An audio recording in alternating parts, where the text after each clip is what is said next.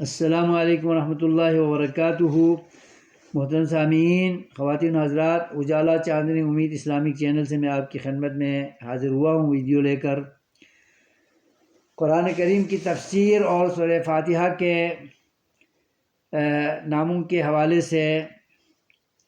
Videos چل رہی تھیں،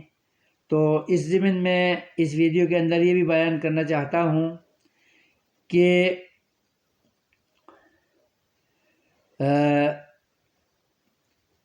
مکی صورتوں کے اندر، جن میں سورہ فاتحہ بھی مکی صورت ہے،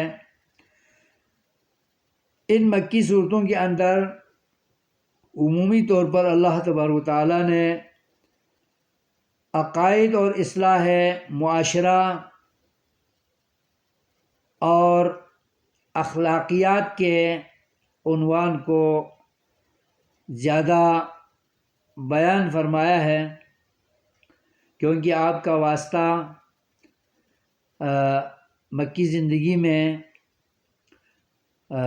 مشرک منش، مشرک روش معاشرے سے تھا۔ آپ صلی اللہ علیہ وسلم کی قوم کے لوگ شرک میں مبتلا تھے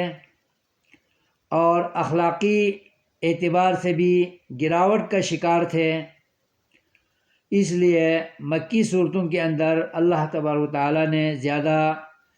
عقائد پر زور دیا ہے، توحید پر زور دیا ہے، اور شرک کی نفی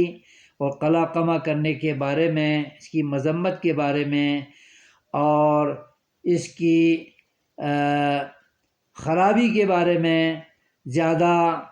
آیات اتاری ہیں، صورتیں اتاری ہیں، اور شرک کی نفی میں اور توحید کے اثبات میں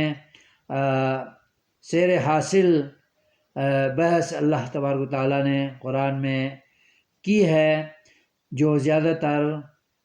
مکی صورتوں کے اندر موجود ہے، اور جو اخلاقی گراوٹ مکے والوں میں تھی اور عرب والوں میں تھی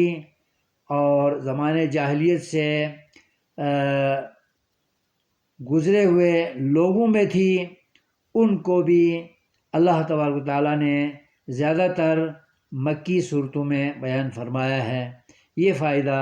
ہمیں مکی اور مدنی تقسیم سے ملتا ہے، اور مدنی صورتوں کے اندر زیادہ تر احکام، مسائل، اوامر، نواہی اور دیگر ضروری احکام، امور سیاست، امور تجارت، نکاح، طلاق اور وراثت، جہاد اور مختلف سیرت کے پہلوؤں کو اللہ تبارک و تعالیٰ نے مدنی صورتوں کے اندر بیان فرمایا ہے۔ تو مکی اور مدنی صورتوں کی تقسیم کے حوالے سے ہمیں یہ فائدہ حاصل ہوتا ہے۔ ان کو جاننے سے ہمیں مضامین کی بھی اور عنوانات کی بھی اور نشاندہی ہو کر ہم قرآن کریم کو آسانی کے ساتھ سمجھ سکتے ہیں، اور آیات کے نزول پر ہمیں تفصیلات معلوم ہوتی ہیں، اور معاشرے کے لوگوں کی طبیعتیں، مزاج اور ان کے لیے ضروری احکام و مسائل کی نشاندہی اور وقت کی ضرورت کے مسائل کی نشاندہی بھی ہمیں مکی اور مدنی صورتوں کے ذریعے ہوتی ہے۔ اس لیے بھی مکی مدنی صورتوں کے حوالے سے علم رکھنا، معلومات رکھنا اور پتہ رکھنا ہمارے لیے از بس ضروری ہے۔